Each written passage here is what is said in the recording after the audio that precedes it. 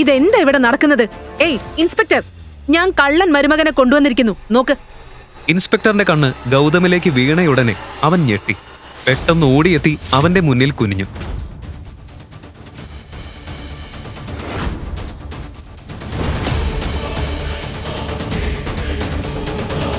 അയ്യോ sir, sir തന്നെയല്ലേ? ഏയ് ഇൻസ്പെക്ടർ, ഈ കള്ളനെയാണോ നീ സാറെന്ന് വിളിക്കുന്നത്? വായടച്ചിരിക്കുന്നല്ലേ. ചീഫ് മിനിസ്റ്റർ സാറിന്റെ സുരക്ഷാ ജോലിയിലായിരുന്നപ്പോൾ ഞാൻ ഇദ്ദേഹത്തെ കണ്ടിട്ടുണ്ട്. ഇൻസ്പെക്ടർ പറഞ്ഞതൊക്കെ കേട്ട് അവിടെ നിന്നിരുന്ന എല്ലാവരും പാറ പോലെ നിശ്ചലമായി. ഗൗതമിന്റെ യഥാർത്ഥ രഹസ്യം പുറത്തായപ്പോൾ പോലീസ് സ്റ്റേഷന്റെ മുഴുവൻ അന്തരീക്ഷം തന്നെ മാറി. തോക്കുകളുടെ ശബ്ദം കേട്ടിരുന്ന സ്ഥലം ഒരു നിമിഷം കൊണ്ട് തന്നെ എല്ലാവരും അവന്റെ മുന്നിൽ മുട്ടുകുത്തി. ദൈവമേ, ഇത്രയും വർഷം ഇദ്ദേഹം ഞങ്ങളുടെ വീട്ടിൽ ദാസനായി കഴിഞ്ഞത് എന്തിനാ? അയ്യോ, അത് നീലിന്റെ സഹോദരിയുടെ ഭർത്താവല്ലേ? നഗരത്തിലെ ഏറ്റവും വലിയ കുടുംബത്തിലെ മരുമകൻ ഭാര്യയുടെ പിറന്നാൾ പാർട്ടിയിൽ വെയിറ്ററായിട്ട് നടക്കുന്നു. അയ്യോ, എന്തവസ്ഥയല്ലേ നിന്റേത്? സാരമില്ല കേട്ടോ. കണ്ടിട്ട് ഭാര്യയ്ക്ക് ഗിഫ്റ്റ് വാങ്ങാൻ ഓവർ ടൈം ചെയ്യാണെന്നാ തോന്നുന്നേ. എന്താണെന്ന് ഞാൻ കാണിച്ചു തരാം. വെയിറ്റർ. യെസ് സർ, ഇവിടെ വാ.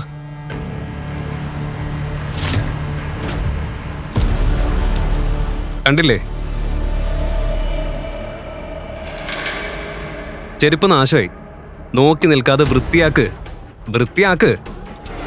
വീട്ടുവേലക്കാരൻ ഗൗതം ഒന്നും പറയാതെ നീലിന്റെ ചെരുപ്പ് വൃത്തിയാക്കാൻ തുടങ്ങി.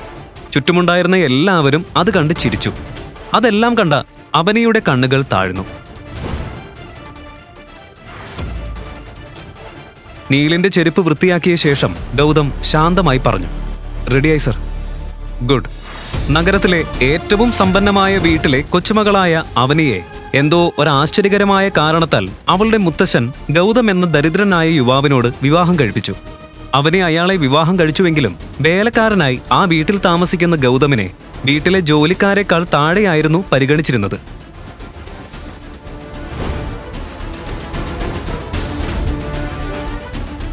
ഗൗതം,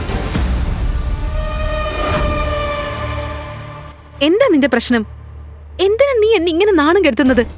എന്റെ ബർത്ത്ഡേ പാർട്ടിയിൽ വെയിറ്റർ ആയിട്ട് വരേണ്ട കാര്യം എന്തായിരുന്നു? ഇങ്ങനെ വന്ന് എന്നെ നാണം കെടുത്താനാണോ നിന്റെ ഉദ്ദേശം?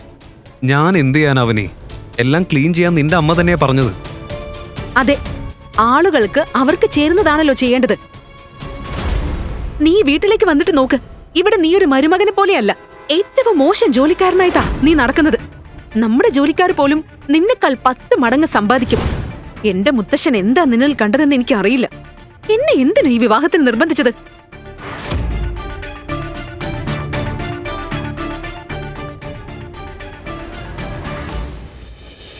നീ വെള്ളം കുടിക്കേ. അവന് പ്ലീസ് കൂൾ ഡൗൺ.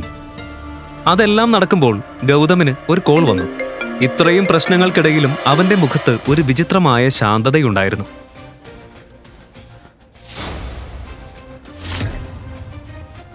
അവനിയെ നൈസായി കൈകാര്യം ചെയ്ത് ഗൗതം ആ പാർട്ടിയിൽ നിന്നും ശാന്തമായി ഇറങ്ങിപ്പോയി.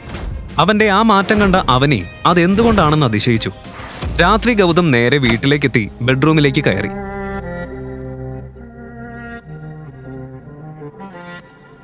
നാണമില്ലേ നിനക്ക് എന്റെ റൂമിലേക്ക് ഇങ്ങനെ കയറി വരാൻ? മോശം, പോയിവിടുന്ന്. ഞാൻ നിന്റെ ഭർത്താവല്ലേ, നീ ഇങ്ങനെ നാണിക്കുന്നത് എന്തിനാ? ഡ്രിങ്ക്സ് സെർവ് ചെയ്ത് നീയും കുറച്ച് കുടിച്ചോ? കേട്ടോ, നിന്നെപ്പോലൊരാളെ ഭർത്താവായിട്ട് ഞാൻ കാണുന്നില്ല. ലോകത്തിന് മുന്നിൽ നീ എന്റെ ഭർത്താവാകും, പക്ഷെ ഈ മുറിയിൽ അങ്ങനെയല്ല. അതൊക്കെ പോട്ടെ, ഇത്ര സമയം നീ എവിടെയായിരുന്നു? സത്യം പറഞ്ഞാ ഞാൻ നിനക്കൊരു ഗിഫ്റ്റ് വാങ്ങിയിട്ടുണ്ട്. അത് കണ്ടാ നീ ഷോക്കാവും. അയ്യോ വേണ്ടേ, നിന്റെ ഗിഫ്റ്റ് അല്ലേ. കൂടി പോയാ ഒരു കോംബോ ബിന്ദിയോ അതോ ചെറിയൊരു പെട്ടിയോ ആകും. നീ ഒന്ന് വന്ന് നോക്ക്. കുറച്ചു നേരമല്ലേ ഞാൻ കൊണ്ടുവന്നത്. അത്ര നല്ല ഗിഫ്റ്റാ, കണ്ടാ നിനക്ക് വിശ്വാസമാവില്ല. പ്ലീസ് ഒന്ന് വാ. ഗൗതം പറയുന്നത് കേട്ട് അവനെ ഒന്ന് ഞെട്ടി. അവനെ ഒന്ന് നോക്ക് നിന്റെ ഗിഫ്റ്റ്. ശരി, പോവാ. ഗൗതം അവളുടെ കൈ പിടിച്ച് അവളെ അവന്റെ ഗിഫ്റ്റിനടുത്തേക്ക് കൊണ്ടുപോയി. ആ ഗിഫ്റ്റ് കണ്ട അവനെ കല്ലുപോലെ നിന്നു. രാത്രിയിലെ വെളിച്ചത്തിൽ മിനുങ്ങി നിന്നത് ഒരു പുതിയ ലക്ഷറി കാറായിരുന്നു. അവൾക്ക് ഒരു നിമിഷത്തേക്ക് അവളുടെ കണ്ണുകളെ വിശ്വസിക്കാനായില്ല. അയ്യോ, ഇത് ഇമ്പോർട്ടഡ് അല്ലേ? ഇന്ത്യയിൽ കുറച്ച് സമ്പന്നർക്ക് മാത്രമേ ഇത് ഉള്ളൂ എന്ന് ഞാൻ കേട്ടിട്ടുണ്ട്. ഇതിന്റെ വില 50 കോടിയാണെന്ന് ഞാൻ ഇന്നലെ വാർത്തയിൽ കേട്ടിരുന്നു. ഗൗതം, നീ ആരെയെങ്കിലും ചതിച്ചോ? അതോ ഞങ്ങളുടെ കമ്പനിയിൽ എന്തെങ്കിലും ഫ്രോഡ് കളിച്ചോ? സത്യം പറ ഗൗതം. ശരിക്കും ഗൗതം കവർച്ച ചെയ്തതാണോ അതോ മറ്റെന്തെങ്കിലും സത്യം ഇതിന് പിന്നിലുണ്ടോ? ആ ഫോൺ കോൾ വന്നത് ആരിൽ നിന്നാണ്? ഗൗതമിന്റെ യാഥാർത്ഥ്യം ഇപ്പോൾ അവനിയോട് പറയാൻ കഴിഞ്ഞില്ല. ആക്ച്വലി ഇതെന്റെ സുഹൃത്തിന്റെയാ. ഇന്നെന്തായാലും നിന്റെ ബർത്ത്ഡേ അല്ലേ, അതുകൊണ്ട് അവന്റെ കയ്യിൽ നിന്ന് ബോറോ ചെയ്തതാ. എന്നാ നമുക്കൊരു ഡ്രൈവ് പോയാലോ? ഡ്രൈവ്? നീ ഇത്രയും തരംതാണ് പോയല്ലോ ഗൗതം. മുൻപ് നീ 50 രൂപ വിലയുള്ള ഗിഫ്റ്റ് തന്നാലും അത് നീ കഷ്ടപ്പെട്ട പണം കൊണ്ടായിരുന്നു. ഇപ്പൊ നീ ആരാ നിനക്ക് ഇത്ര വിലയുള്ള കാറ് തന്നത്? ഇത് നീ കൊണ്ടുവന്ന സ്ഥലത്ത് തന്നെ തിരിച്ചു കൊണ്ടുപോ പ്ലീസ്.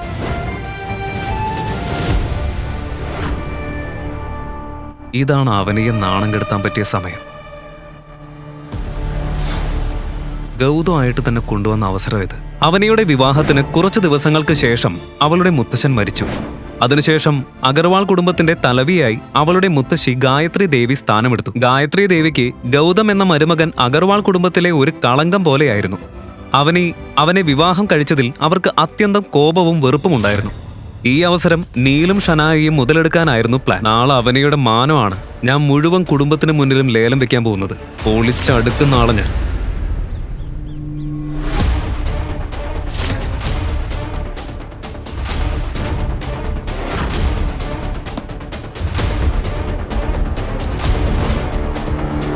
നമ്മുടെ വീട്ടിൽ പോലീസോ? ആരാണ് അവനി അഗർവാൾ? അവളെ ഉടനെ വിളിക്കേ. ഇൻസ്പെക്ടർ അവനിയുടെ പേര് പറഞ്ഞതും ഗായത്രി ദേവിയുടെ മുഖം ചുവന്നുപോയി. കോപം ഇരട്ടിയായി. അവനി, അവനി! മുത്തശ്ശിയുടെ ശബ്ദം കേട്ട് അവനി ഓടി വന്നു. പോലീസിനെ കണ്ടപ്പോൾ അവളുടെ ഹൃദയം വേഗത്തിൽ മിടിക്കാൻ തുടങ്ങി. ഇൻസ്പെക്ടർ സർ, ഇത്രയും നേരത്തെ ഇവിടെ വന്നത് എന്തിനാ? എന്നെ എന്തിനാ അന്വേഷിക്കുന്നത്? ഒരു കവർച്ച ചെയ്ത ഇമ്പോർട്ടഡ് കാർ ഈ വീട്ടിലുണ്ടെന്ന് ഞങ്ങൾക്ക് വിവരം കിട്ടിയിട്ടുണ്ട്. അത് കേട്ടതും ഇൻസ്പെക്ടർ പറയുന്നത് ഗൗതം ഇന്നലെ കൊണ്ടുവന്ന കാറിനെ കുറിച്ചാണെന്ന് അവനിക്ക് മനസ്സിലായി. അതെ, ഒരു കാർ ഇവിടെ ഉണ്ട്. പക്ഷേ അതെന്റെ ഭർത്താവ് ഗൗതമാണ് കൊണ്ടുവന്നത്. ആ കാറ് 50 കോടി രൂപയിലധികം വില വരുന്ന കാറാണെന്ന് റിപ്പോർട്ടുണ്ട്. അപ്പോ നിങ്ങളുടെ ഭർത്താവിന്റെ മാസവരുമാനം എത്രയാ? ആ റാസ്കൽ, ഒന്നിനും കൊള്ളാത്തവൻ. ആ വേലക്കാരൻ ഇപ്പൊ കക്കാനും തുടങ്ങിയോ? നിങ്ങൾ രണ്ടും കൂടെ അഗർവാൾ കുടുംബത്തിന്റെ പേരാണ് കളങ്കപ്പെടുത്തിയിരിക്കുന്നത്. ഇൻസ്പെക്ടർ, ഇവളുടെ ഭർത്താവിന് വിദ്യാഭ്യാസമൊന്നുമില്ല, ഒരു ജോലിയുമില്ല, ഒന്നും ചെയ്യാറുമില്ല. അപ്പോ ഒരു ജോലിയും പഠനവും ഒന്നുമില്ലാത്ത അവൻ എവിടുന്ന 50 കോടി വിലയുള്ള കാറ് വാങ്ങിയത്? അത് അവന്റെ സുഹൃത്തിന്റെ കാർ. എന്താ നീ പറഞ്ഞത്? സുഹൃത്തോ? ഈ ഒന്നിനും വകയില്ലാത്ത അവന് 50 കോടി രൂപ വിലയുള്ള കാറുള്ള സുഹൃത്തുണ്ടാകൂ?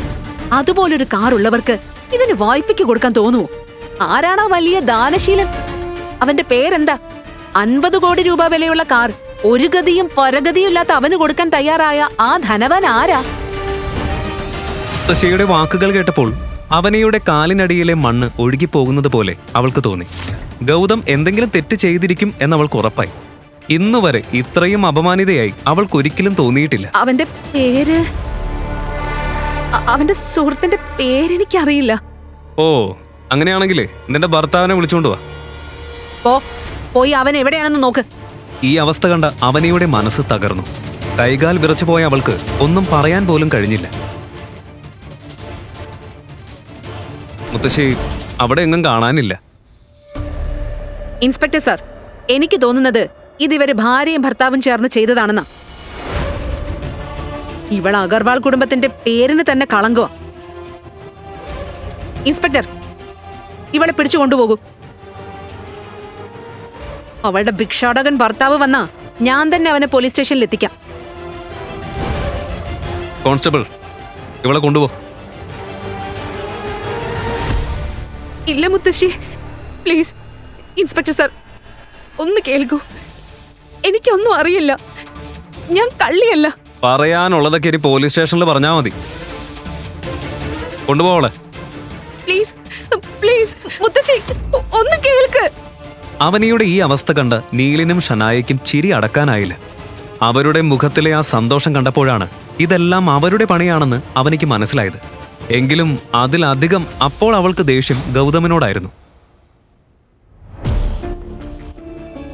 മുത്തച്ഛന്റെ വ്യവസ്ഥയും വാഗ്ദാനവും എല്ലാം തീരട്ടെ. കഴിഞ്ഞിട്ട് വേണം ഗൗതമിനോട് ഡിവോഴ്സ് വാങ്ങാൻ.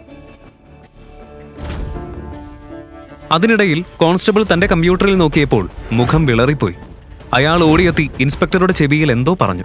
അത് കേട്ട് ഇൻസ്പെക്ടറും കമ്പ്യൂട്ടറിൽ പോയി നോക്കി.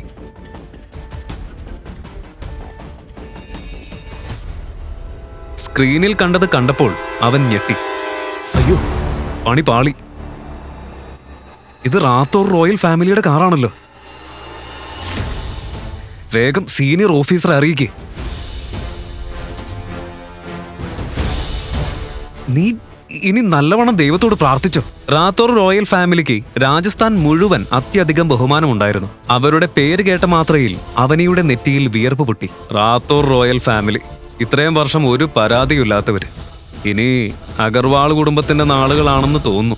അതേസമയം ഗൗതം വീട്ടിലേക്ക് മടങ്ങിയപ്പോൾ അവനെയെ കാണാനില്ല. അതിൽ അവൻ അല്പം ആശങ്കപ്പെട്ടു. ഈ അവനെ എവിടെ പോയി? ഓഫീസിലേക്ക് പോകുന്നതായൊന്നും പറഞ്ഞില്ലല്ലോ.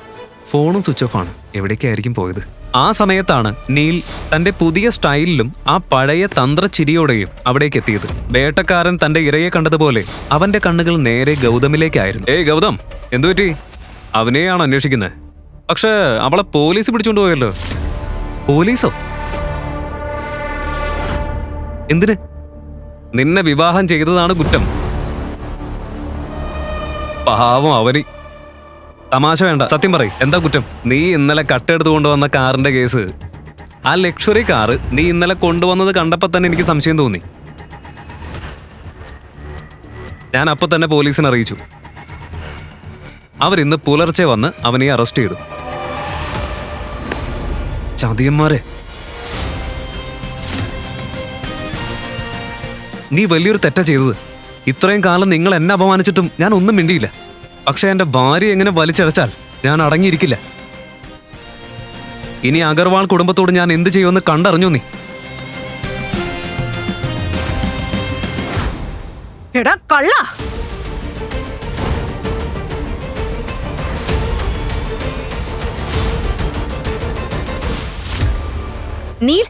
നീ ഇതും കേട്ട് നിൽക്കാണോ? അവനെ പിടിച്ച് പോലീസ് സ്റ്റേഷനിലേക്ക് കൊണ്ടുപോ. ഇവനാ നമ്മുടെ കുടുംബത്തിന്റെ പേരിനുണ്ടായ നാണക്കേട്. ഹാ, വാ, എല്ലാവരും വരൂ. അവനെയോട് നിങ്ങൾ ചെയ്ത തെറ്റ് എത്ര വലുതാണെന്ന് നിങ്ങൾക്ക് നേരിട്ട് തന്നെ ഞാൻ കാണിച്ചു തരാം. അങ്ങനെ ഗായത്രി ദേവി, നീൽ, ഷനായ എന്നിവർ കൂടി പോലീസ് സ്റ്റേഷനിലേക്ക് പോയി. അവിടെ അവരെ കാത്തിരുന്നത് ഞെട്ടിക്കുന്ന ഒരു സത്യമായിരുന്നു. അയ്യോ അയ്യോ ദൈവമേ! ഉടനെ അവന് മേടത്തെ വിട്ടേക്ക്.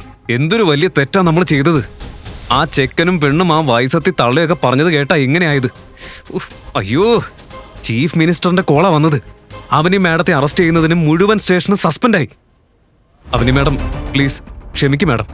ചീഫ് മിനിസ്റ്റർ സാറിനോട് പറഞ്ഞ് ഞങ്ങളുടെ ജോലി ഒന്ന് രക്ഷിക്കണം മാഡം. അല്ലെങ്കിൽ ഞങ്ങളുടെ കുടുംബം ആകെ പാടുപെടും. പ്ലീസ് മാഡം, ഞങ്ങളോട് മാപ്പാക്ക്. ഇൻസ്പെക്ടർ സർ, ഞാൻ എങ്ങനെ പറയും? ചീഫ് മിനിസ്റ്റർ സാറിനെ ഞാൻ അറിയില്ലല്ലോ. ഇല്ല മാഡം, നിങ്ങൾക്കറിയില്ല. പക്ഷെ നിങ്ങളുടെ ഭർത്താവിനറിയാം. ചീഫ് മിനിസ്റ്റർ സാറ് തന്നെയാ പറഞ്ഞത്. സാറ് വിളിച്ചത് ഗൗതം പറഞ്ഞിട്ടാണെന്ന്. മാഡം, ഞാൻ വലിയൊരു തെറ്റ് ചെയ്തു പോയി. ഞാൻ എന്തിനങ്ങനെ ചെയ്തതെന്ന് അറിയില്ല. പ്ലീസ് മാഡം, ഞങ്ങളോട് മാപ്പാക്കണം മാഡം.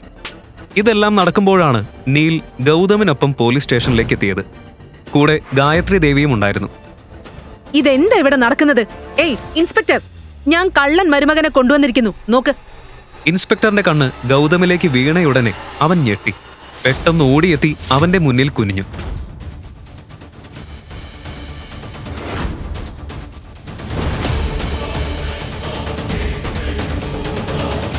അയ്യോ സർ, സാറ് തന്നെയല്ലേ? ഏയ് ഇൻസ്പെക്ടർ, ഈ കള്ളനെയാണോ നീ സാറെന്ന് വിളിക്കുന്നത്? വായടച്ചിരിക്കുന്നല്ലേ. ചീഫ് മിനിസ്റ്റർ സാറിന്റെ സുരക്ഷാ ജോലിയിലായിരുന്നപ്പോ ഞാൻ ഇദ്ദേഹത്തെ കണ്ടിട്ടുണ്ട്. ഇൻസ്പെക്ടർ പറഞ്ഞതൊക്കെ കേട്ട് അവിടെ നിന്നിരുന്ന എല്ലാവരും പാറ പോലെ നിശ്ചലമായി. ഗൗതമിന്റെ യഥാർത്ഥ രഹസ്യം പുറത്തായപ്പോൾ പോലീസ് സ്റ്റേഷന്റെ മുഴുവൻ അന്തരീക്ഷം തന്നെ മാറി. തോക്കുകളുടെ ശബ്ദം കേട്ടിരുന്ന സ്ഥലം ഒരു നിമിഷം കൊണ്ട് തന്നെ എല്ലാവരും അവന്റെ മുന്നിൽ മുട്ടുകുത്തി. ദൈവമേ, ഇത്രയും വർഷം ഇദ്ദേഹം ഞങ്ങളുടെ വീട്ടിൽ ദാസനായി കഴിഞ്ഞത് എന്തിനാ? ഗൗതമിന്റെ സത്യം എന്താണ്? ഇനി എന്ത് സംഭവിക്കും? അഗർവാൾ കുടുംബം ഗൗതമിന്റെ യഥാർത്ഥ മുഖം തിരിച്ചറിഞ്ഞോ? അവനിയുടെ മുത്തശ്ശനും ഈ സത്യം അറിയാമായിരുന്നോ? ഈ വിവാഹം നടത്തിയത് എന്തിനാണ്? ഇതിന്റെ എല്ലാം ഉത്തരമറിയാൻ കേൾക്കൂ റോയൽ വാരീസ് പോക്കറ്റ് FM-ൽ മാത്രം.